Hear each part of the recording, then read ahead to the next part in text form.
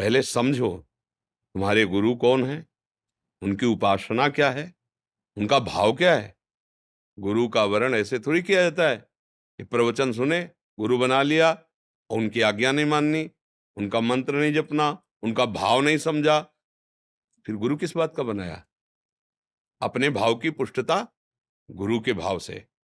हमारी कोई गुरु बनाया जाता है कोरा कागज होकर। अब जो आप करो, अब जो ही कहें करें हम सोई, आयुष लिए चले निज दासी, मन क्रम वचन त्रिशुद्ध सकल मत, हम श्री हित हरिवंश उपासी। हमें समझना चाहिए कि हम किस मार्ग में जुड़ रहे हैं, हमारे गुरु की उपासना क्या है, जिसे हम बनाने जा रहे हैं, उनका आराध्य देव कौन है, कैसे। ये बिना जाने ऐसे कैसे गुरु बना लिया, कैसे बना लिया। अगर ये कि हम अबोध हैं, जैसे भी आपके हैं, तो जो आज्ञा है उसका अक्षरशः पालन, मेरी कोई भावना नहीं, आप जैसी आज्ञा करें हम वही देखेंगे। जो गुरु आज्ञा है उस पर अपने प्राण को न्यौछावर करेंगे। ये भाव है, ये भगवत भाव से चला जाता है। ये नहीं चला जाता कि हमारी तो इस नाम में रुचि, आपने तो ये मंत्र दिया तो पहले नहीं सोचा, पहले नहीं देखा, पहले सत्संग नहीं सुना, पहले नहीं भाव देखा। बहुत सावधानी से। गुरु अवज्ञा, गुरु अपराध, ये ऐसे हैं जो मिटने वाले नहीं होते हैं। हमारा पहले समझना चाहिए ना, हम किस मार्ग के पथिक हैं, हम कहाँ जुड़ रहे हैं, हमारा भाव क्या है, हम कौन सी उपासना कर रहे हैं। ये जुड़ने के बाद थोड़ी देखा जाता है, जुड़ने के पहले देख हम किस दुकान पे खड़े हैं, या क्या बिक्री हो रही है, मुझे क्या खरीदना है, मुझे कैसे पाना है, कैसे चलना है, ये मुझे देखना चाहिए। या शरणागति लेने के पहले प्रश्न होना चाहिए कि मेरा भाव ये है, मैं ऐसे भाव से चलूंगी, ऐसे भाव का मंत्र और ऐसे भाव की उपासना यदि आपके पास हो तो दे दो। अब हमें तुम्हें पता है, सबको पता है जो हमारे पास आ रहे हो। कहते हैं हम वृंदावनवासी राधा उपासी, युगल सरकार की चरणारविंद की उपासना, हमारे नौ किशोरी किशोर हैं।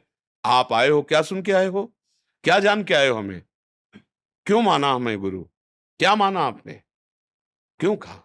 कभी किसी को कहते हैं गुरु मंत्र लो, कभी किसी को कहते भाई कोई आने, आप प्रश्न करो, भगवत मार्ग की बात सुनो और भगवत मार्ग में चलो। जब हमसे आखिर में पूछते हैं कि ये लोग नाम पूछना चाहते हैं, तो हम कहते हैं हम तो रटते हैं राधा राधा, राधा वल्लभ श्री हरि, पर तुम्हें जो प्रिय हो, शब्द याद कर लो, यूट्यूब में पढ़े होंगे, तुम्हें जो प्रिय हो या तुम्हें जो गुरु जी ने दिया है उस नाम को खूब जप करो, सब नाम मंगलमय है, ये शब्द होता है।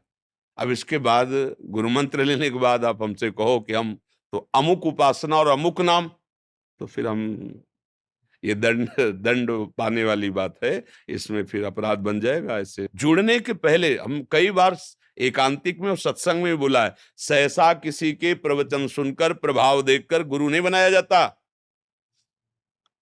पहले उसका संग करो, जानो इनके आचरण कैसे हैं, ये बातें ही करते हैं कि कुछ प्रभाव भी हमारे हृदय में पड़ रहा है, इनकी उपासना क्या है, इनके आराध्य देव क्या है, खुला नहीं देख रहे, आराधना नहीं देख रहे।